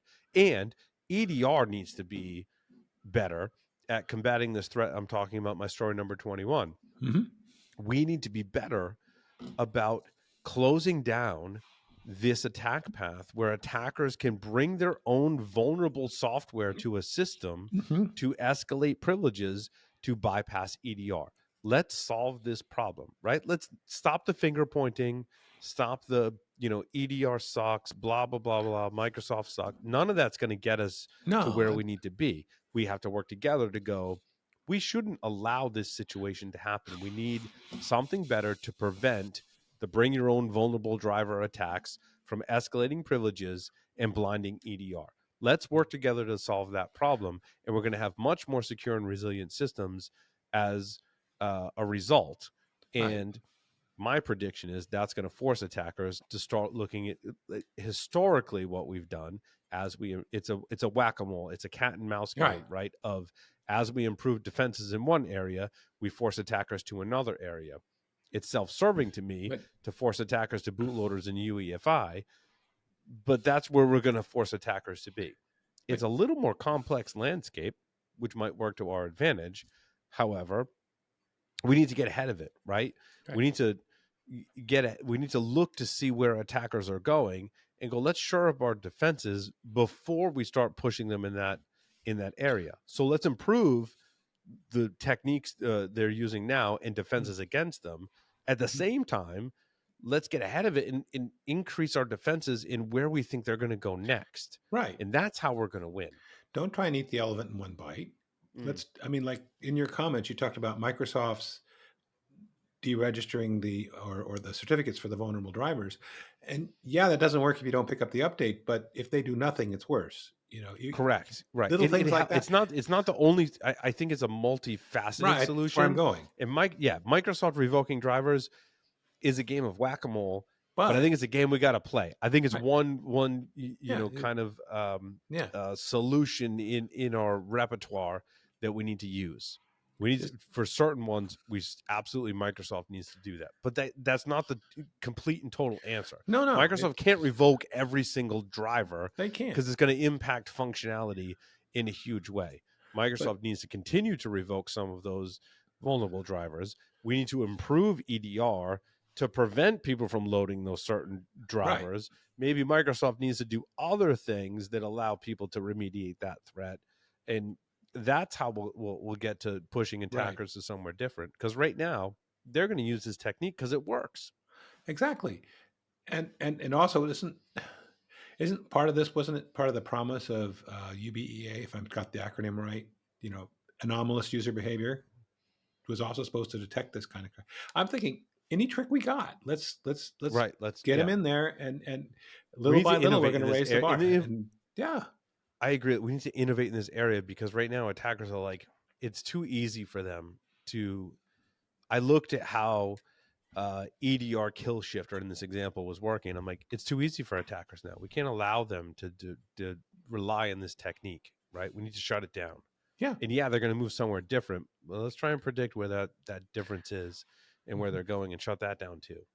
Yeah. I mean, and you mentioned moving to, UEFI type stuff. They're doing work there to try and make this hacks harder too.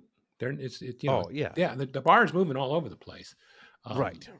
And so, we still haven't quite figured out how to keep bogus firmware from getting installed, but whatever. We'll get there. Right. And that's kind of exciting. It's going to be hard work, but it's kind of exciting.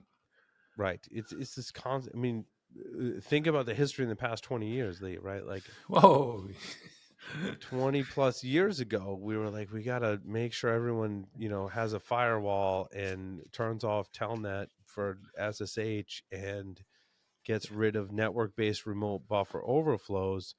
And largely we have shifted that landscape, and then they moved to phishing attacks, and then, we tried to shut that down, and now it's privilege escalation, and we're trying to shut that down. And it's just a constant shift in the landscape. Yeah. Well, but the other thing that's gotten really cool now is though, and I'm your 23 made me think of this. We're doing more and more with virtualization, cloud or on-prem, and getting to the point where we can recreate a system much more easily than it used to be. Remember when you had to go find all the bloody installed media? Remember when it was 17,000 floppy disks to build or go get your 9-track tapes. We don't do that anymore. We can do it pretty easily. So we've got better recovery paths in case things go bad now. Not that they're perfect, but they're much, much better than they used to be. Yeah, on the server side, I agree. And we got to keep playing. I mean, as somebody, as in your own IT shop, play to win. Set it up so you don't what was it? Cattle, not pets, right? Yeah, I was talking about that years ago. We kind of lost sight of that, right? But the ability to that or the concept that infrastructure is ephemeral, that we can just recreate things and move fast. I don't want to lose sight of that. It's interesting. Jack Daniel and I used to talk about that a lot. That's how long ago we were talking about ephemeral infrastructure as a way to get around some of this stuff. I mean, I'm flashing back to many years ago, a lot of experience ago. Order for 23 or 27 new Suns came in. They were all lined up on the side of the data center. I was determined to set them all up the same. I wasn't rigorous enough. I wound up with 27 pets. Right. That was so stupid. That's what we ended up with back in the day. I agree. Early 2000s, dude, that's where I was. Sun Systems. And we had some scripts, to your point, Lee, exactly. We had some scripts that would help set it up, but then we would apply our own configuration, and individually they would end up as pets. Yep. 100%. So I actually your Raspberry Pi one caught my interest for a couple of reasons. I don't know if I remember I told you I set up an ADS-B flight radar receiver on a Raspberry Pi 4. It's amazing. Then I learned that with the Bookworm version of Raspberry Pi, what used to be mounted on /boot needs to be mounted on /boot/firmware. As there's now underlying stuff in /boot. So they've re-architected a little bit, and I had to do a little research, and that was it was actually not that hard. Get it remounted, change the FS tab, make it reread it, and then there were a few things that it was expecting in /boot, and the updates wouldn't apply until they were copied there. But then it's been working fine ever since. And now I'm thinking, virtual? What the hell? Yeah, it's crazy. Dude, what is this shit? This project was, when I look at this GitHub, it says some stuff was updated 3 weeks ago, but some of the main code was 3 years ago. So I think this project has existed for a while. However, the description says prepare Raspberry Pi 3, 4, and 5 configurations using a virtual machine. So clearly, the Raspberry Pi 5 is relatively new. Yeah. So they've been maintaining this, and the description says, I haven't tested this, but the description says a Raspberry Pi emulator in a Docker image that lets developers easily prepare and flash Raspberry Pi configurations. And they say enables developers to easily run a Raspberry Pi VM, prepare a configuration inside a Raspberry Pi VM, flash a Raspberry Pi VM image to a physical SD card. Yeah. Sweet. Like, a lot to unpack there, right? Like, this is super cool stuff. Yeah. That if you're doing some development or need to test something in a Raspberry Pi, you don't need a Raspberry Pi. You can do it all in Docker and virtualization. Oh my God, that's so cool. what? I mean, do I have to run this on an ARM-based system? That's a good it must question. be. I mean, not that we don't have ARM-based systems that we can grab onto and do stuff with. We do. I'm not sure. I didn't dig. I haven't dug in and tested this. Now you're making me want to. Yeah, because this looks really neat. Where's Larry? We need to get him hooked. Yeah, we need to get Larry testing this one for sure, right? Yeah, because I'm flashing up. No, so do you remember a number of years ago, Jim McMurray and I and my wife were trying to teach a web application scanning class, and we used Raspberry Pi Zeros. Yep. And that's because there really wasn't a virtual option. I mean, we had all kinds of trouble hooking them up for physical because of permissions on the host and things. We could have virtualized the damn thing with something like this. It would have saved us hours. And it's not that hard. I mean, it could be in the cloud, but we could have brought, a server that we sat in the classroom and it was on the network and everybody could reach. It's amazing, the virtualization examples, Lee. You got me thinking of damn vulnerable UEFI project that we did at Eclipsium. Mickey and Stas at Eclipsium did this project. They gave an Arsenal talk at Black Hat about it, and I got it up and running. And they kind of set it up like a CTF. Nice. So I got up and running, and I did like the first kind of CTF thing, and I sent Mickey screenshots, and he's like, "Dude, that's exactly what we wanted to enable. Was like folks like you exploring the possibilities, not needing a physical system, but being able to do it virtually, which is awesome, right? So that's one thing where virtualization really helped. Also, the RF hacker sanctuary, there was the wireless village before, Zero Chaos, Rick Farina and company do that, and they completely virtualized it, right? So you can do an RF, not wireless, but RF CTF, but do it virtually. Is another amazing project along these lines, right? So this is really super cool stuff. It is. I'm just in a love affair with virtual, because you break one, you can just throw another one there, and particularly in a classroom setting, who cares? Dude, have you played on Linux with QEMU and KVM? Not enough. I mean, yeah, dude, it's one of my coworkers like strongly recommended that I do it, because I was like, dude, look, I've done VMware for like a really long time, like most of us have, right? Just like guilty. VMware, player, VMware workstation, ESX, ESXi, whatever, right? Then the other open source alternative is Oracle's VirtualBox. Yeah. So I did a whole lab in VirtualBox, and I had kind of mixed success, but the latest one that I did worked pretty well.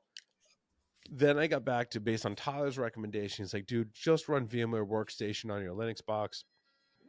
You're going to be so much happier. And I was doing that for a while. And then my coworker was like, dude, you need to take a step. So what I liken this to is Tiger Woods' golf swing. You know this analogy, Lee? I know he has a hell of a swing, but I don't know the analogy. Yeah. So there was a point in Tiger Woods' career. Like, obviously, he played golf since he was like 4 years old. Yeah. Right. And reached a height in his professional career. And then he was like, look, I need to change my swing. And like, think about how much practice and knowledge he had up until that point where, I forget how old he was when he did this, but he was well along in his career when he was like, I need to change my swing. So when Tiger Woods decided he was going to change his swing, he's like, I knew in golf, he's like, my scores were going to go up. And for those that don't golf, a higher score is bad, right? Lower score is good. So Tiger Woods like, I'm going to change my swing. And I know for a while my score is going to go up. But then the changes I make to the swing, I know in the long run, my score is going to come back down, which is better. And Tiger Woods was willing to make that sacrifice to go, basically, I'm going to be a little worse at golf than I normally am, knowing that in the long run, I'm going to be so much better. When you get to the other side. This is what I'm in technology. I've tried to do this and challenge myself in multiple points in my career. So like, I'm comfortable with VirtualBox and VMware, and my coworkers are like, you need to learn QEMU and KVM, which is Linux native virtualization, which runs at like near processor speeds. Like, I did some research on it. Sexy. Like, this is freaking amazing. But I'm like, there's a learning curve. So for me, I'm like, for a while, I'm not going to be as efficient, right? Like, I'm going to be setting up VMs and shit's going to blow up, and I'm not going to be as efficient. But coming out of it, you can write scripts to create virtual machines and have so much more control. And I'm like, but in the long run, I'm going to be so much more efficient and have much more performant VMs. And so that's where I'm at now. So I created a KVM server. I use Virt Manager, which is open source software to manage your VMs. I got a VM up and running. I had multiple failures and I struggled with it, but I'm like, in the long run, this is going to be better for me. So I strongly encourage, if you're embarking on this journey, find me on social media or whatever. I'll send you some of the links I have. I think I shared some of them internally, Lee, in our that rings chat, a bell. right? I'll have to look. Yeah. Yeah, I've Yeah, I got know some you did. resources. Yeah, so if people want to do it, I've got some resources I found that really helped me start learning this. Dude, it's totally awesome. Like I can, So and I'm just scratching the surface. Like my coworker Chris has like scripts that like automate the whole process of like provisioning VMs, bringing them up, and they're super performant, super small images. It's almost like a slightly heavier Docker, but it's full virtualization. It's not relying on the kernel like Docker is. Docker is just like a glorified cheroot, right? Like this is actual virtualization based on the Linux kernel. Dude, it's totally awesome. It's totally so awesome. forget my ESXi server, run Linux with its native virtualization instead. The I'm Linux saying becomes try my it, man. hypervisor. Yeah, I mean, again, there's a learning curve, but Of what I've course, but experienced so far in Red, and this is not new technology by any means. Don't think we're talking about anything new, like it's been around for a while. But like, mhm. I'm like, dude, this is really, really cool, and awesome stuff. So Yeah, I seen. I remember running across some. I was patching a Linux box, and it talked about as it was doing its updates, restarting virtual images. And I thought, wait, there's no virtual. Oh my God, there's something built in. Whoa, I yeah, got dude, to it's pull that built in thread. and it's like super performant. Like what I was reading was KVM is like the kernel module that manages it and runs it at like near real time processor speeds. And So that's like, you get a performance boost, but you also get a ton of flexibility. Like again, you can script your way. Like I've seen some scripts for creating shit. I'm like, oh my god, I'm like this that would is be so neat. cool. So I created a Kali Linux one. I got an Ubuntu image running, Mhm. and I'm trying to run some software for my day job in that um, virtual image to do that. And again, I'm like slower than I normally am if I were to create images in other software, but But you um, got working images. I got working images and more performant and a lot more flexible, right? And And it supports snapshots, the whole thing. If you use the right file systems, the QCow, I don't know if you've seen QCow2 images. So if you use QCow2 file systems, you've got snapshot functionality. Um, and so, it's really awesome. and I bet you've got that thing. If the system crashes, it comes up and they all restart all by themselves. And Yeah, it's all like scriptable. And again, it's nothing new. Like this, no, but the articles I'm reading, like this technology dates back like quite a few years, but I think it's uh, gotten to the point where we need to start paying attention to it and maybe switch from some of the, especially with the things that are happening in VMware, right? They yeah. changed a lot of their licenses and all this stuff. That's another driver for me to go. I want to use Did you the open source did you stuff catch my for number one story on that? no. Well, oh, AT&T is AT&T suing is suing Broadcom. Broadcom. That one, that was I'm totally in my head thinking about that. Um, Part of me is like when a vendor goes from like to the subscription model from what you had, I usually feel like way too small to say anything about it. But basically, I either going to change or I capitulate. Right? Mm, AT&T is big enough that they can say, "Hey, this ain't okay." I mean, I don't know that they'll do anything, they'll get anywhere, but I can at least applaud that they can throw their resources behind saying this ain't right. For me, I'm like, I really need to brush up. This is why this conversation is so cool. What are the alternatives to VMware? yeah. What's viable? In fact, we all need to be, Hmm. because you know, uh, and not all of us can go to what is it?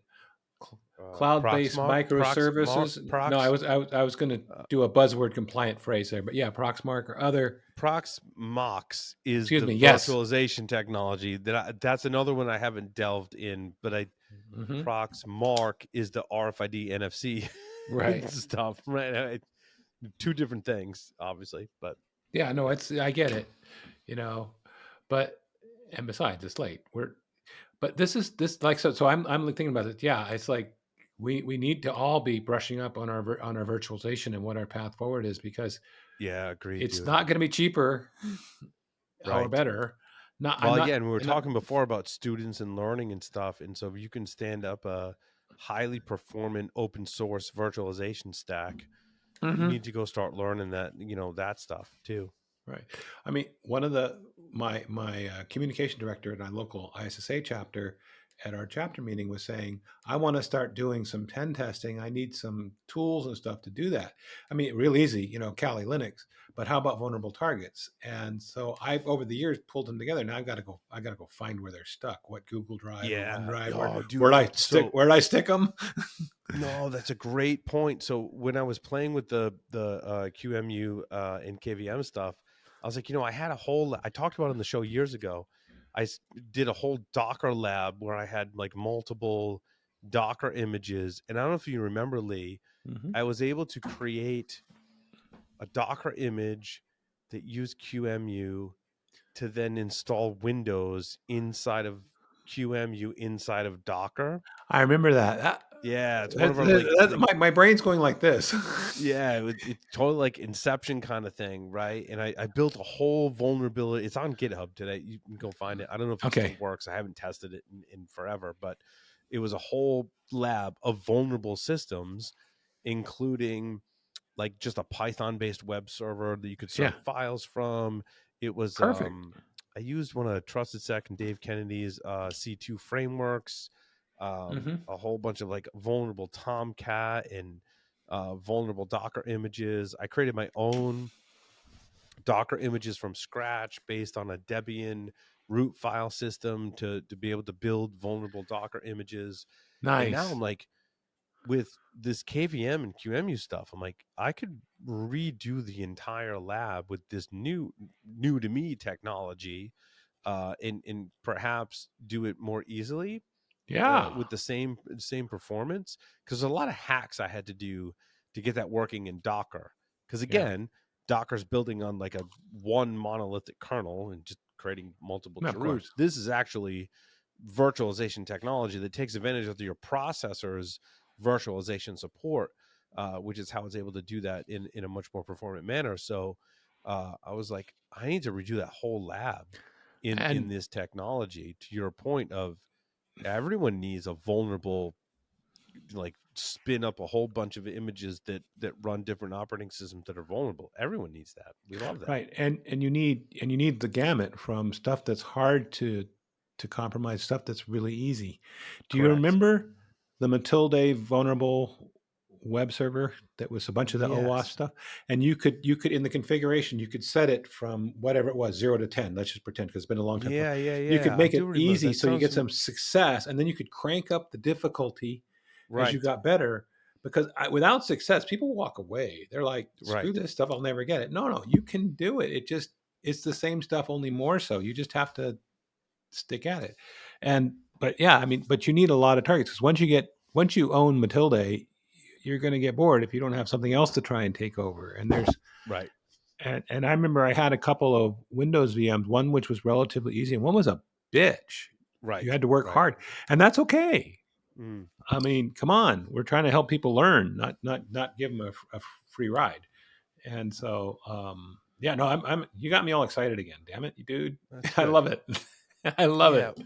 One of the last stories I wanted to cover, I think we covered actually most of our stories. We covered a good chunk of them. Oh, so one I do want to mention, my story number 20. This won't take long at all.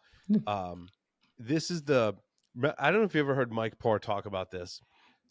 We need to bring Mike Parr on the show. Oh, hell yeah. We need Mikey. I haven't talked to Mike in it. Yeah, we need to bring Mike on the show. It is time, I think, to make sure we schedule Mike before the end of the year. Because there, a lot of the SANS instructors like Mike and Ed and many others, right, have said things to me when we're just hanging out and or in class that have stuck with me for my whole career. And one of the things Mike said to me was, if you just think of something like a solution or a project or whatever, and you click your heels 3 times, and then you go Google search for it on the internet, chances are someone's created it. Yeah. Dude, totally happened to me like last week. This was legit last week. So I thought of this several months ago, actually. And I was like, I need a way to, when I get a vulnerable IoT device and or like Android phone, that I'm highly suspect that it's doing nefarious things. Right. I need to create a Wi-Fi network and or Ethernet network for it to connect to. Yeah. And then I need it to go to a device that intercepts the traffic and lets me get packet captures, and then only lets it out to the internet and segments it off from my local network. Of course. And I'm like, I really want to create like a script for Linux on like a Raspberry Pi to be able to do this easily for it. And like I kind of put it on the back burner. Then Matt Brown totally created this. He has a whole project that's on GitHub, and it's a whole bunch of scripts that work with most Linux distributions to create exactly that, right? He uses the bridge networking, and again, it's like not anything totally new and innovative, but I was like, Matt created that for me. I'm like, that's great. Now I don't have to create it. I can just use Matt's script, but also improve upon it. Like if you use this and you have an improvement, submit it back to Mac so we can you'll do a pull request and there you go. Yeah. So it's that's cool. My story number 20, using Linux to intercept IoT device traffic. Links to his YouTube video where Matt is talking about that. My most recent episode of Below the Surface, number 37, is a full hour-long interview with Matt that talks about this stuff. And it's on Matt's GitHub. It's called Man in the Middle Router, MITM Router, on Matt's GitHub. If you link to the YouTube, a link to his GitHub is there. And it's basically just a simple set of scripts. It's actually one script on Linux that sets it up for you. So you can go check that out. It's super useful if you're doing IoT security research. And again, you want to put a device on a network, you want to let it out to the internet, nothing else, but you want to intercept its traffic, right? When I was doing the Android TV research, this would have been like awesome. Right. And on at the top of his GitHub page is a diagram of what this does. Yeah. And he's giving you a Wi-Fi and a wired interface for your IoT device and a wired interface out to your network. So you don't have to put your other Wi-Fi at risk. And the nice thing is a lot of those IoT devices, they'd like to be connected particularly so that everything on the internet can on your network can see them and vice versa. And what is it? One of the TV brands was famous for doing scans of your internet, your network to see what the hell was out there. Totally skeptical about those devices. So this is perfect. Yeah, this would be neat. I mean, because what? A dumb TV is now sold as a monitor, right? Dude, yeah, like so you can't not buy a smart device today, right? Like everything you buy, is smart. So this is super useful. I'll save my story number 22 for next week because we're running short on time. Yeah. And I want Larry to weigh in on this one because it's the Wi-Fi vulnerabilities. We'll save that for next week. But Lee, thank you so much. Thank you everyone thank you everyone for listening and watching this edition of Fall Security Weekly. We'll see you next time. Over.